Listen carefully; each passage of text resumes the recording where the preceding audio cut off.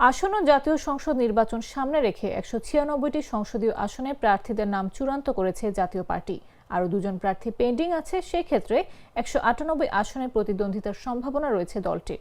মঙ্গলবার রাজধানীর grand palace হোটেলের ব্যাংকুয়েট হলে আয়োজিত এক সংবাদ সম্মেলনে প্রার্থীদের তালিকা ঘোষণা করেন জাতীয় পার্টির মহাসচিব শামীম হায়দার পাটোয়ারি।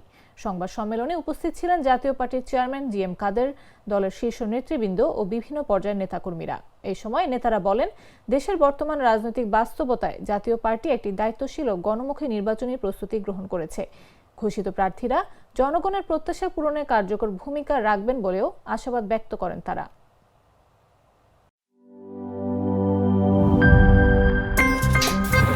আমার একটা স্মার্ট সিদ্ধান্তে 25% গ্যাসের খরচ কমেছে। ভাবছেন কিভাবে?